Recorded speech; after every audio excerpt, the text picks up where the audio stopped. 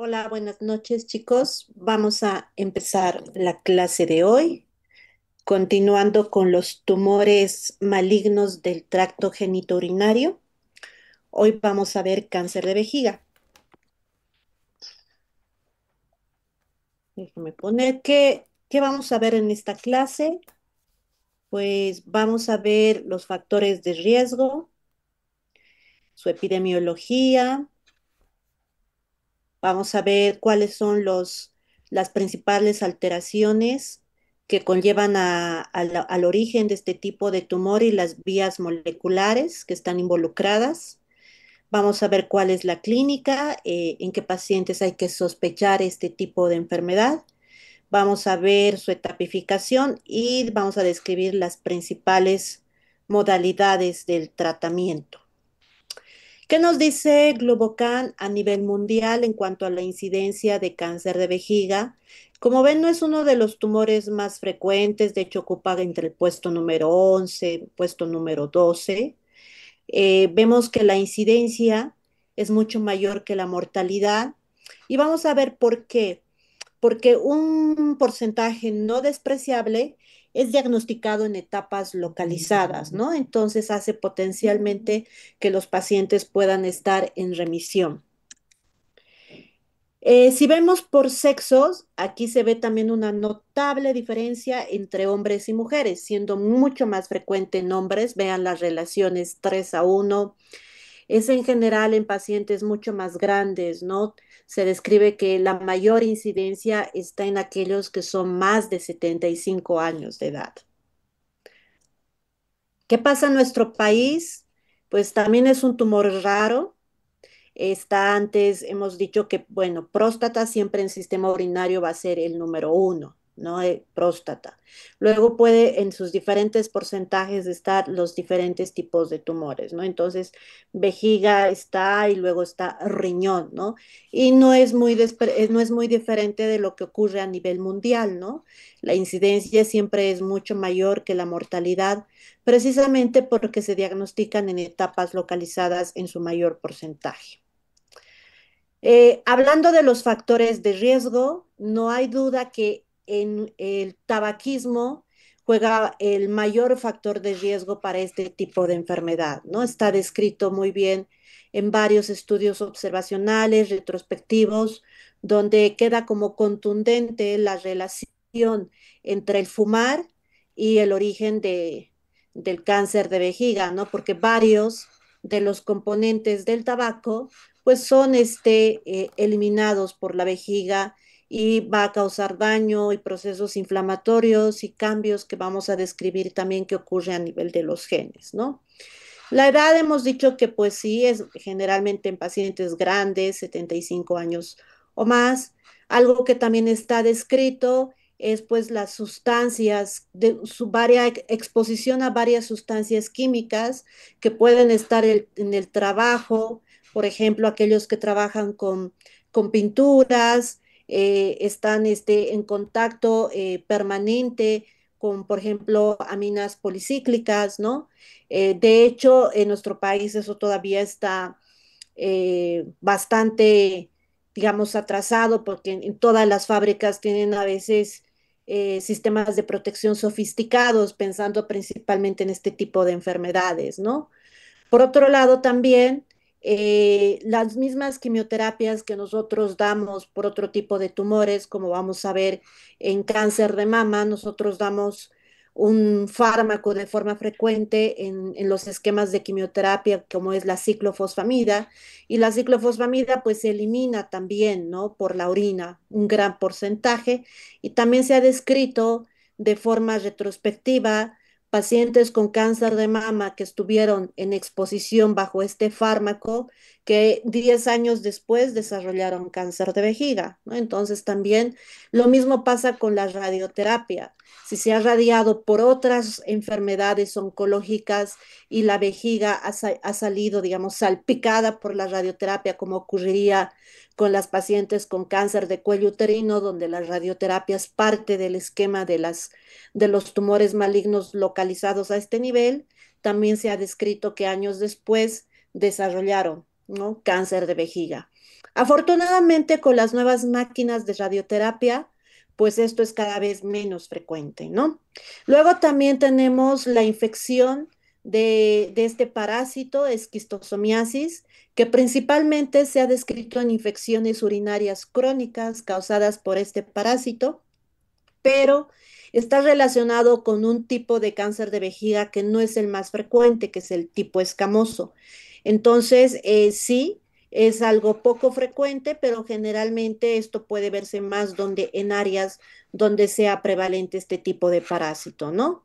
También tiene una parte que es hereditaria, es muy raro, entre el 5 y el 10%, donde pues aquí los antecedentes familiares juegan un papel importante, si existen o no familiares de primer grado que hayan tenido este tipo de enfermedad y la edad, ¿no? A la que se presentaron.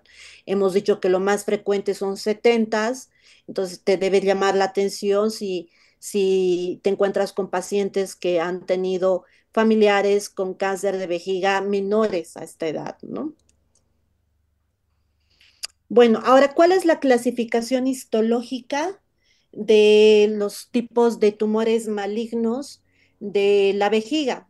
Indudablemente, el carcinoma urotelial es el más frecuente. Miren, es casi todos, 95% de los tumores de vejiga es el carcinoma urotelial. También lo van a encontrar como carcinoma de células transicionales. Es el mismo, son sinónimos, ¿no? Y pueden tener sus diferentes variantes, ¿no? Papilar, micropapilar, sarcomatoide. El resto, el 5%, son otros mucho menos frecuentes, donde el adenocarcinoma, miren, está en el 2%. Tenemos el que les decía, el carcinoma de células escamosas, que es el tipo histológico que más frecuentemente está relacionado con la infección por esquistosomiasis, ¿no?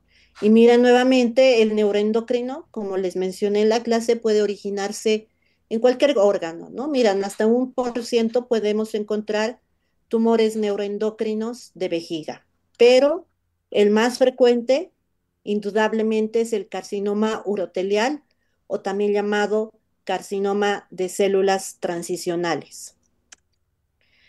Y bueno, la carcinogénesis es bastante particular porque el cáncer de vejiga se divide en dos grandes grupos. Tenemos el cáncer de vejiga localizado, o también conocido cuando no invade la muscular de la vejiga. Entonces, al decirles la muscular de la vejiga, ustedes también tienen que ir y repasar las capas normales por las cuales está conformada la vejiga, ¿no? Para nosotros los oncólogos es muy importante todas estas capas, especialmente la capa muscular, porque cuando el tumor no invade la capa muscular, nosotros lo conocemos como cáncer de vejiga no invasor, ¿no? No invasor de la capa muscular o no invasivo. Y los tumores que invaden la capa muscular, pues se conocen como tumores o cáncer de vejiga músculo invasor, ¿no? Entonces, ¿para qué es importante eso? Para que entender que los genes que están involucrados en los que no invaden la muscular son diferentes que aquellos que invaden la muscular. Entonces, aquí tenemos que comienza la carcinogénesis con un epitelio normal del urotelio, donde generalmente la alteración principal es una de lesión que se encuentra a nivel del cromosoma 9, ¿no? Y aquí, dependiendo de si es invasor o no invasor de la muscular de la vejiga, va a haber diferentes cambios, ¿no? Y esos cambios son secundarios a diferentes alteraciones genéticas, ¿no? Por ejemplo, en la hiperplasia del carcinoma de vejiga no músculo invasor, estamos viendo que aquí ya participan genes que nos van a servir incluso como blancos moleculares más adelante, donde el receptor del factor de crecimiento fibroblástico su mutación es uno de los más frecuentes, junto con la mutación de HRAS, ¿no? Hemos dicho que la familia de los genes RAS están conformados por varios tipos, y aquí verán que en cáncer de vejiga no músculo invasor, HRAS es el que está mutado en los cambios iniciales de hiperplasia. Luego, cuando ya se convierte finalmente en un carcinoma, o sea, un cáncer de vejiga, pero no músculo invasor, el TA dentro de la tipificación es no músculo invasor, tenemos otros dos genes mutados, que es el PI3AKT, que ya conocemos también, y el STAC2, ¿no? Entonces, estos cuatro genes son los principales que están involucrados en la carcinogénesis del cáncer de vejiga no músculo invasor. Ahora, que, que el cáncer de vejiga no músculo invasor a veces, de forma no tan rara, puede recurrir como uno músculo invasor, es decir, puede iniciarse como un no músculo invasor y en su evolución invadir la muscular, ¿no? Eso con los cambios de hiperplasia y displasia y convertirse en un carcinoma de alto grado, sí pasa, ¿no? Ahora, ¿qué pasa dentro de la carcinogénesis del cáncer de vejiga músculo invasor? Aquí ya tenemos cambios de displasia donde ven que ya es otro gen el que está mutado. En este caso es el de P53, ¿no? Verán que los cambios son diferentes comparado con el no músculo invasor, donde el primer cambio es hiperplasia. En cambio, en el músculo invasor es displasia, ¿no? Luego, si continúa con la evolución de la carcinogénesis, hay la pérdida del gen del retinoblastoma, que ya va a condicionar los cambios a carcinoma in situ y principalmente ya que va a invadir el músculo, ¿no? Entonces, en algún momento estas dos vías pueden unirse, sí, pueden unirse, pero pueden permanecer también cada una por sus vías independientes, ¿no? Entonces, el resumen de la carcinogénesis que en estos dos grupos de cáncer de vejiga, el no músculo invasor y el músculo invasor, en ambos participan genes diferentes, ¿no? Ahora, ¿qué pasa a nivel intracelular? Aquí tenemos vías principales que ya se han descrito, que son las que participan en el desarrollo, ¿no? Del cáncer de vejiga. Nuevamente aquí tenemos el que hemos mencionado en el no invasor, el receptor del factor fibroblástico, que es un receptor de membrana con su parte extracelular e intracelular, que puede unirse con cualquiera de los receptores de factor de crecimiento epidérmico y finalmente producir, ¿no?, la activación a través de esta vía que ya es muy familiar para ustedes, la vía de RAS, para condicionar la proliferación descontrolada. Entonces aquí también tendríamos otra mutación, ¿no? Hemos dicho que HRAS también puede estar mutado en el cáncer de vejiga no invasor. Luego tenemos otro participante, que es el receptor del factor de crecimiento del endotelio vascular, ¿no? Que también puede activar, además de la angiogénesis, puede activar también la vía de RAS y condicionando la proliferación descontrolada de la célula. Y aquí está la otra vía que describimos, que es la de PI3AKT, ¿no? Entonces, todo al final va a dar la proliferación descontrolada y también la angiogénesis. Y esto nos va a servir también como blancos farmacológicos. Vamos a poder utilizar anti-FGF, anti-angiogénesis, anti-PI3K, ¿no? Que es ahorita lo que también ya se está utilizando en algunos esquemas ya en la práctica clínica, ¿no?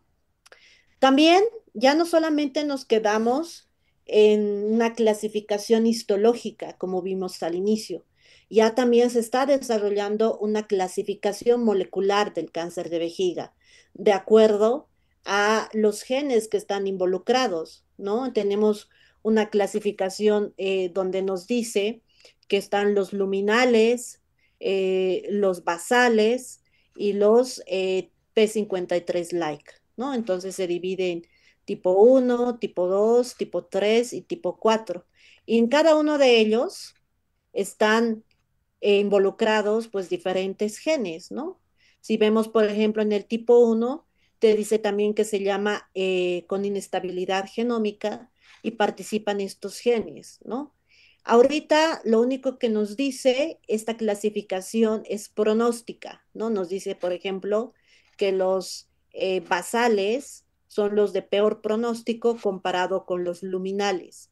todavía no es una clasificación predictiva, es decir, no nos dice qué fármacos son los que vamos a utilizar en cada uno de los subtipos, pero seguramente ya no saldrán, no se tardarán en salir los resultados de esta clasificación. Lo que nos interesa es que cualquier clasificación que se tiene en oncología no solamente sea pronóstica, ¿no? Sino sea predictiva, que nos prediga si vamos a poder utilizar ciertos fármacos como terapia blanco dirigida, ¿no? Y que dé buenos resultados. Ahora, ¿cuál es la clínica de este tipo de tumor? Indudablemente la hematuria, ¿no? Microscópica o macroscópica es el síntoma, el signo más frecuente, ¿no? Es lo que más se presenta de forma inicial. De hecho, también es una de las causas por qué una mayoría de los pacientes con cáncer de vejiga son diagnosticados en etapas iniciales, localizadas, porque pues a la mayoría de las personas pues orinar con sangre, pues les llama la atención, ¿no? Les preocupa y no es para menos. Entonces acuden al médico de una forma, digamos, rápida. Claro, existe todo en este camino del Señor. Hay personas que pues no les llama o no quieren o por alguna razón se tarda, ¿no? Pero en un porcentaje mayor, pues a cualquier persona le preocuparía pues orinar con sangre, ¿no? De hecho, también eso a cualquier médico nos debería preocupar la hematuria. La hematuria es algo que se tiene que abordar y se tiene que determinar la etiología, ¿no? Se tiene que estudiar. Ahora, como otros síntomas o signos adicionales, pues tenemos síntomas irritativos, como por ejemplo disuria, frecuencia, nocturia, urgencia, incontinencia, urgencia, que es mucho más llamativo en un hombre, ¿no? Porque no sé si ya han visto, pero las infecciones de vías urinarias es algo bastante común en las mujeres, ¿no? Pero en los hombres es más raro. Entonces, cuando hay una infección de vías urinarias o síntomas de infección de vías urinarias en un hombre, pues también deberíamos ponerle un poco más de abordaje, ¿no? Porque podría tratarse de alguno de estas enfermedades, ¿no? Ya síntomas obstructivos, bueno, ya estamos hablando probablemente de una enfermedad más avanzada, o sea, estos del libro, disminución de la fuerza, que la sensación de que ha orinado de forma incompleta o que el chorro salga de forma intermitente, ¿no? Entonces, todo esto ya nos está hablando de un tumor más grande, ¿no? Y además tiene que ser abordado porque como veremos, también son síntomas que se pueden presentar en otro tipo de tumores del tracto urinario, como en el cáncer de próstata, ¿no? Y ya mucho más avanzado, pues síntomas relacionados con la metástasis, ¿no? O sea, como por ejemplo dolor óseo, el famoso dolor de espalda crónico que casi varios meses, varios médicos ahí, ¿no? Diclofenaco, paracetamol y no se quita, pues también los dolores de espalda en edades de riesgo, pues también tienen que ser abordados, ¿no? No estar dando diclofenaco en crema o en pastillas y ahí persiste. Entonces, sí tienes que abordarlo y determinar si realmente ese dolor de espalda es solamente por algo muscular o nervioso o del hueso propio y no esté relacionado con una metástasis de alguna de estas enfermedades, ¿no?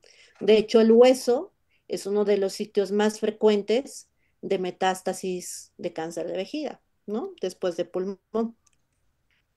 Ahora, ¿qué estudios de imagen nos van a ayudar en el abordaje de, de esta enfermedad, ¿no? Tenemos estudios de imagen desde la UROTAC, ¿no? Que generalmente ya es una tomografía dirigida, es una tomografía con contraste, donde, digamos, está dirigida específicamente para valorar las vías urinarias, ¿no? Bueno, en nuestro país todavía se utiliza la urografía excretora, pero bueno, entre urografía excretora y tomografía o urotac, pues la urotac, ¿no? Es de elección. La citología es un Papa Nicolau de la orina, ¿no? Vamos a ver ahorita que es poco sensible, pero es bastante específico. De hecho, la cistoscopía es el estudio gold estándar para el diagnóstico de este tipo de tumores, ¿no? Realizar una cistoscopía con la toma de biopsia y de hecho vamos a ver que la toma de biopsia tiene que ser realizado esto por un urólogo y no cualquier urólogo, sino un urólogo que haya realizado su entrenamiento en oncología, que eso al menos les lleva un año, ¿no? Y tienen, digamos, la alta especialidad en neurooncología porque no solamente es entrar y tomar de donde sea las muestras, ¿no? Hay como un mapa de dónde tienes que tomar la entrada de los uréteres, donde debajo del uraco, en la uretra tienen que ser al menos tres, aunque no haya lesión, ¿no? Entonces, y un examen físico dirigido, que generalmente esto se hace realizado bajo anestesia, cuando hacen la cistoscopía, ¿no? Entonces, la citología, como les decía, tiene una sensibilidad alta, pero para tumores de alto grado y no así para los tumores de bajo grado, ¿no? Entonces, se utiliza en complemento con la cistoscopía. Y esto es muy dependiente de quien lo ve, ¿no? Entonces tiene que ser por un patólogo, idealmente un patólogo oncólogo e idealmente un patólogo oncólogo con especialidad en tumores urinarios, ¿no? Que bueno, aquí eso no encontramos, pero en las grandes instituciones de investigación sí los hay, ¿no? Entonces, pero cuando los encontramos positivos, realmente su especificidad es bastante alta, miren, es el 90%, ¿no? Entonces, si vemos el algoritmo acá, vamos a ver que el abordaje cuando tenemos que hacer el diagnóstico de tumores del tracto urinario, entonces, tomamos en cuenta realizar la cistoscopía, la citología, perdón, entonces, y la realizamos y tenemos quien la interprete, entonces nos van a dar estos resultados, ¿no? Si tiene grado de atipia, si es leve, si es severa, cuánto es, y ahí le van a hacer la tipificación con sus diferentes tinciones y nos van a dar estos resultados de abajo, ¿no? Te pueden decir, no, la citología es negativa, no hay células malignas. Aquí te va a decir, sí, hay algo sospechoso de bajo grado, aquí son células atípicas, aquí sí es sospechoso de tumores de alto grado y aquí no hay duda, ¿no? Entonces, estos son los tres resultados que te puede dar una citología urinaria. ¿Qué es de la cistoscopía? Como les decía, este es el estudio gold estándar para diagnóstico y para toma de biopsia, ¿no? Primero va a ingresar, y puede ser como la imagen de aquí arriba y vean un tumor florido, ¿no? Así de libro. Pero luego, si tienes la hematuria, en general no es que entran, no hay tumor y se salen.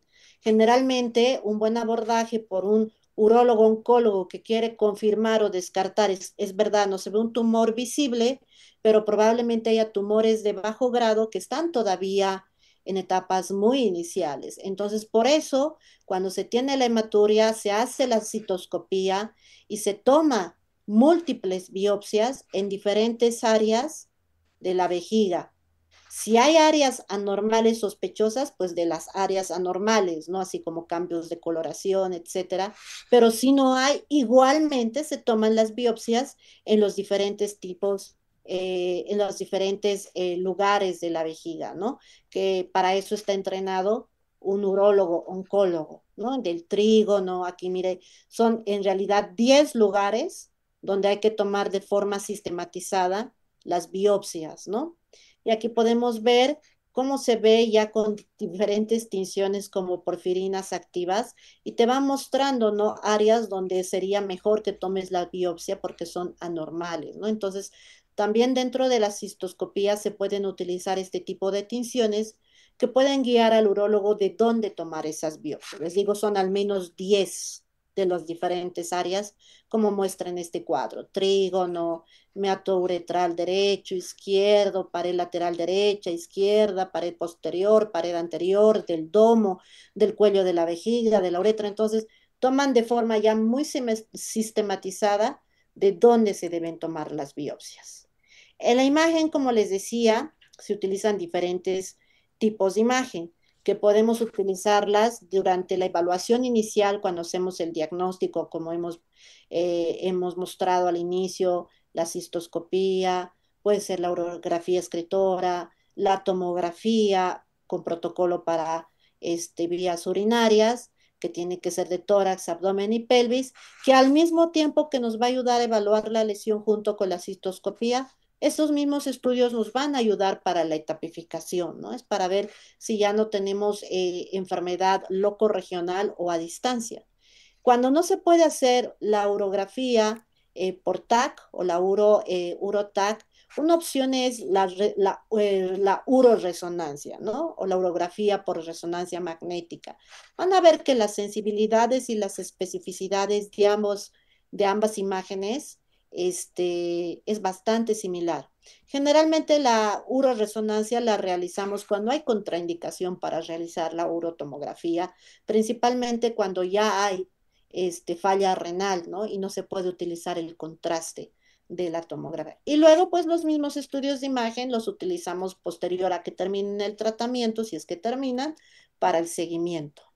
Aquí tenemos que la imagen, tanto tomografía y resonancia, siempre van a ser superiores para etapificar ya tumores más grandes. Aquí como vemos en la imagen, ¿no? Estas tumoraciones claramente del libro que podemos ver en ambas fases, con sus bordes irregulares, con sus áreas de necrosis que se ve que están haciendo de la pared de la vejiga, ¿no?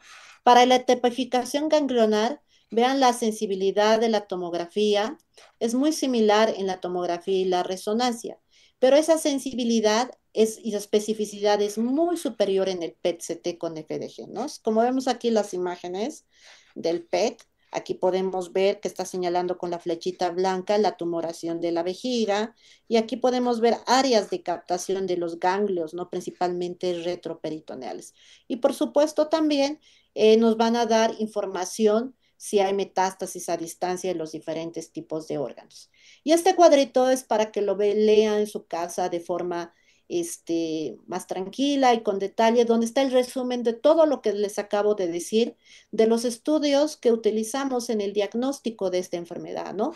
Junto con desde la citología urinaria que les he mencionado hasta el PET-CT, aquí van a poder comparar las sensibilidades y las especificidades y algunas consideraciones cuando se realizan este tipo de estudios, ¿no?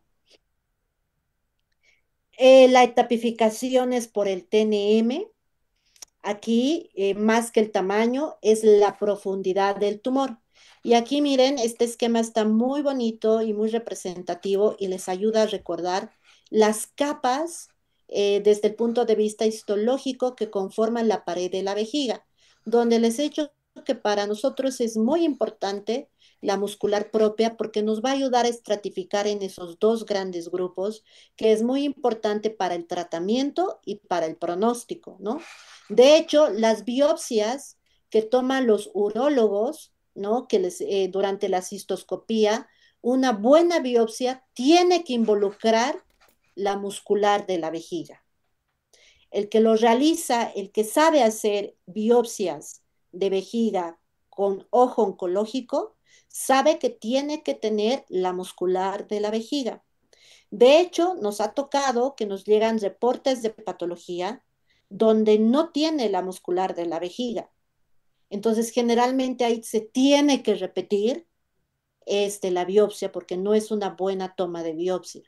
Entonces, lo primero que vemos de nosotros cuando nos reportan un cáncer de vejiga es que es dentro del reporte de patología involucre la muscular de la vejiga, principalmente por estos dos grupos que necesitamos saber si el tumor invade o no invade la muscular propia, como ocurre desde los tumores T2A, ¿no?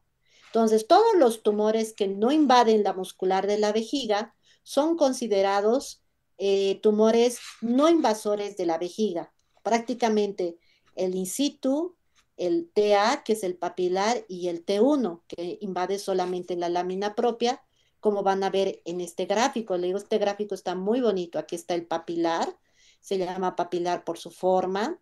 ¿No? Aquí tenemos el in situ, que recordemos que los in situ son cuando no invaden la membrana basal, y el T1 que está invadiendo la lámina propia, ¿no? Que está esta parte gris. Entonces, este grupo de tumores son los que se consideran no invasores de la muscular de la vejiga.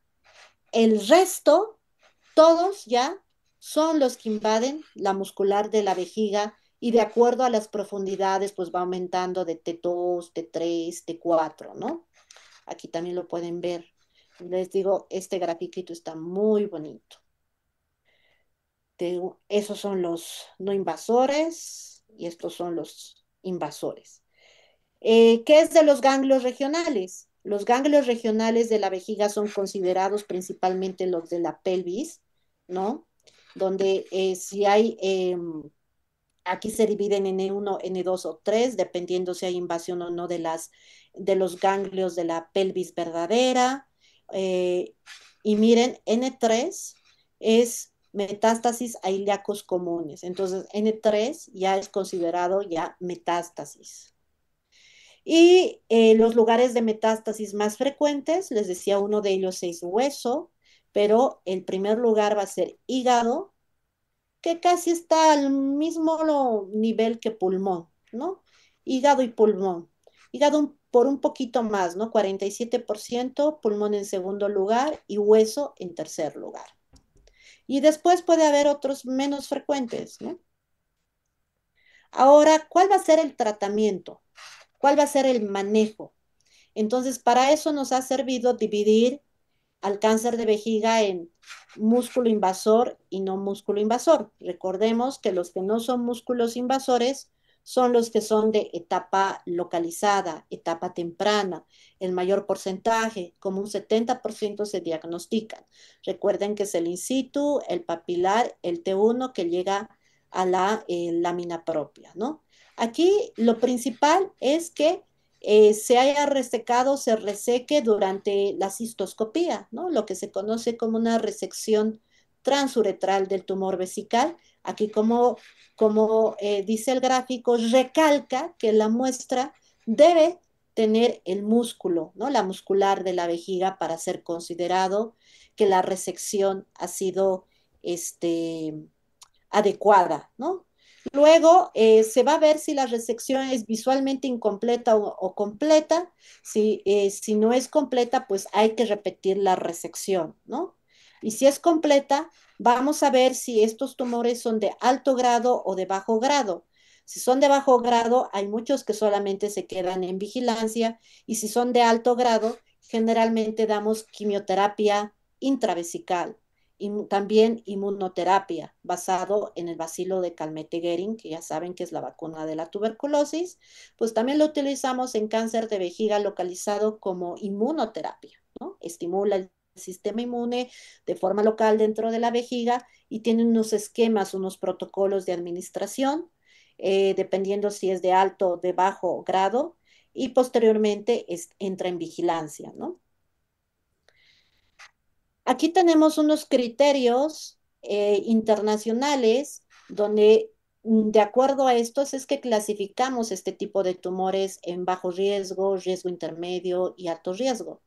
No vamos a ver, por ejemplo, qué tumores son los de bajo riesgo, los uroteliales papilares con bajo grado y todos los carcinomas uroteliales de bajo grado son